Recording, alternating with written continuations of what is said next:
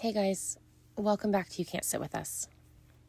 If you listened to the last episode, you know I opened up about something that's been a real part of my life lately, anxiety. And I gave that episode 2 weeks to resonate because, frankly, I needed it. And I needed to listen to it many times in those 2 weeks. So I hope that you found something in it too. So the voice of anxiety can get incredibly loud. Sometimes when absolutely nothing is wrong. I told you guys about driving in the last episode, about how that's one of the places where my mind has room to wander. And sometimes before I even realize what's happening, my heart is racing and my breathing changes, and suddenly I'm having to remind myself out loud, God, I'm okay. You're here. Nothing has changed. You're still with me. And I shared that because I don't want this podcast to be a place where I pretend I've figured everything out, because I haven't. And I'm still learning. And honestly, over the last couple of weeks, I've realized that there's another part of this conversation that I need to talk about. Because it's one thing to learn how to quiet the loud voice. It's another thing to ask, what happens when God doesn't immediately change the circumstances that made the voice loud in the first place? That's a harder question. Because I think sometimes we believe faith means God will take us out of the fire. We pray, God, fix this. God, change this. God, make this easier. God, take this anxiety away. And sometimes He does. Sometimes the situation changes. Sometimes the door opens. Sometimes the answer comes. And sometimes the thing we were so worried about resolves itself. But sometimes it doesn't. And that's where my mind keeps going back to Daniel chapter 3.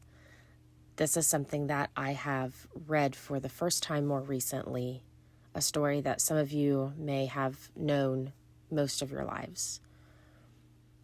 If you've been around me for a while, you've probably heard me talk about different chapters. This one has become really meaningful to me. So Shadrach, Meshach, and Abednego are standing in front of a king who is demanding that they bow down, and they refuse. They know exactly what could happen.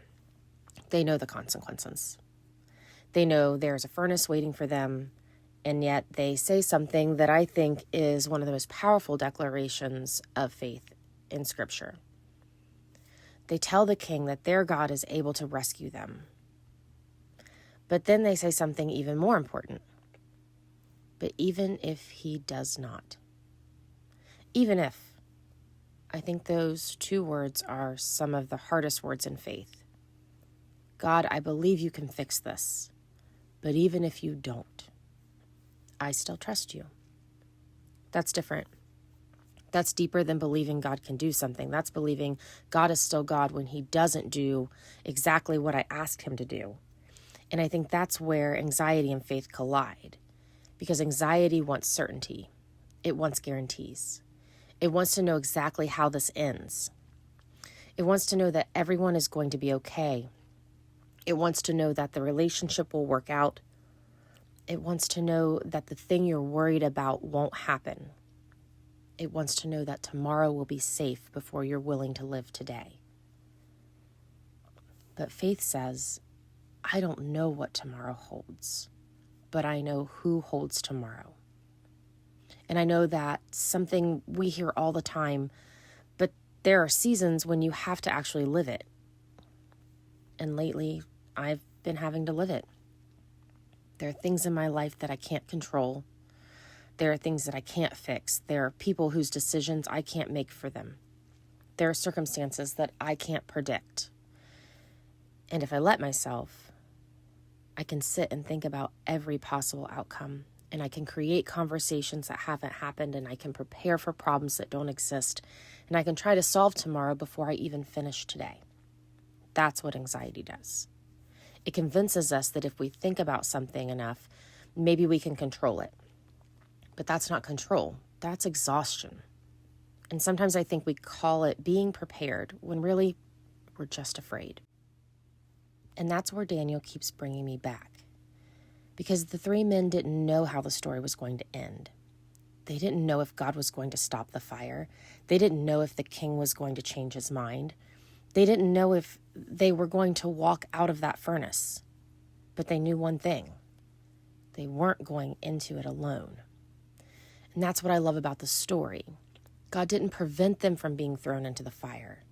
He met them there. The king looks into the furnace and sees something he wasn't expecting. There were 3 men. And then there's another, a 4th figure. And the king says, I see 4 men walking around in the fire, unbound and unharmed. Think about that. They were still in the fire, but they weren't alone. And maybe that's the part of the story I need to remember right now. Maybe God's answer isn't always, I'm going to keep you from ever feeling anxious. Maybe sometimes his answer is, when you feel it, I'll be there. Maybe he isn't always saying, I'm going to remove the fire. Maybe sometimes he's saying, you won't walk through it by yourself. And I think that's a completely different kind of peace. Because if my peace depends on everything going exactly the way I want it to, then my peace is always going to be fragile. But if my peace comes from knowing God is with me, then I can walk through uncertainty without knowing how everything will turn out. That's hard. I'm not going to pretend it's easy. There are still days when anxiety wins the first conversation. There are still moments when my heart starts racing. There are still times when I have to literally talk myself back to truth. But maybe that's not failure. Maybe that's discipleship. Maybe discipleship is learning over and over again to turn toward God instead of toward fear. To say, I don't know, but you do. I can't control this, but you can. I can't see what's coming, but you can. I don't know how this ends, but I know you are with me. And suddenly the loudest voice isn't anxiety anymore. It's truth. And that's what brings me back to our table. Because remember, the table was never about pretending the enemies aren't there. Psalm 23:5 says, you prepare a table before me in the presence of my enemies. The enemies are still present. The fire may still be burning. The situation may still be unresolved, and the anxiety may still knock on the door. But God has prepared the table anyway. And maybe that's what I've misunderstood sometimes. I've thought, I'll have peace when this is over. I'll be able to breathe when this gets resolved. I'll finally be okay when I know what's going to happen. But what if peace isn't waiting on the other side of the problem? What if peace is available in the middle of it? That's what Daniel shows me. They didn't find God after the fire. They found him in the fire. And maybe that's where some of us are right now. Maybe you're in a season where you're praying for God to change something and it hasn't changed. Or maybe you're waiting for an answer. Maybe you're waiting for a relationship to heal. Maybe you're worried about your family. Maybe you're carrying something that nobody else knows about. Maybe like me, your mind has been louder lately than you wish it was. But can I remind you of something? You don't have to know the story's end to trust the one who's already there. That's the part I'm learning. I don't have to have tomorrow figured out. I don't have to know every outcome. I don't have to solve every problem before I go to sleep. And I don't have to apologize to God because I'm anxious. I can bring him the anxiety, and I can bring him the racing heart, and I can bring him the fear. I can bring him the questions. I can even bring him the fact that I'm frustrated that I'm still struggling with something I thought I'd already learned how to let go of. Because he already knows. And maybe that's what makes grace so beautiful. God doesn't ask me to come to him as the finished version of myself. He asks me to come again and again. So when I'm driving and my heart starts racing, I'm going to keep talking to God. I'm going to keep reminding myself of what is true. I'm going to keep saying, you are with me. You have not left me. You are still good. You are still God. And if I have to say it 10 times, then I'll say it 10 times.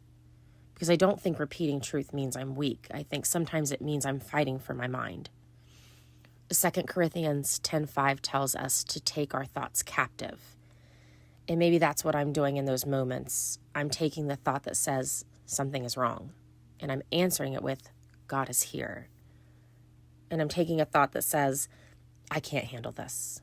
And I'm answering, I don't have to handle it alone. I'm taking a thought that says, what if everything falls apart? And I'm answering, then God will still be God. That doesn't mean I know what will happen. It means I know where I'm going to turn when I don't. And maybe that's faith, not knowing, but turning toward him anyway. So today, you don't need another reminder to get rid of anxiety. Maybe you need permission to admit that you're anxious and still trust God. Maybe you don't need to pretend you're not in the fire. Maybe you need to look around and recognize that God is already there. And maybe the table he's prepared for you isn't on the other side of your circumstances. Maybe it's right in the middle of them, right there, where you're sitting or where you're driving, where you're crying, where you're waiting, where you're wondering, where you're trying to breathe. God has prepared the table. And anxiety may still be standing nearby. Fear may still be talking. The situation may still be unresolved. But they don't get to decide what happens at the table. Because at this table, truth has a seat. Grace has a seat. Peace and faith have a seat. Hope has a seat. And when I don't know what tomorrow holds, I can still sit down today because God is here. And maybe that's enough for today. Not because everything is okay, but because he is with me in the middle of it. And if tomorrow brings another anxious thought, I'll bring that thought back to the table. And if tomorrow brings another hard circumstance, I'll bring that too.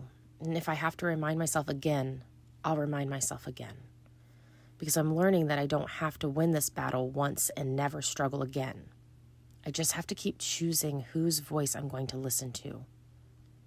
And around here, anxiety can knock, fear and doubt can knock. They don't get the microphone. They don't get to lead the conversation. They don't get to tell me who God is. They don't get to tell me who I am. And they don't get the final word. Because God does. And that's the voice I want to hear. That's the voice I want to keep making room for. That's the voice I want sitting at my table. Everything else, you can't sit with us. I'll see you guys next week.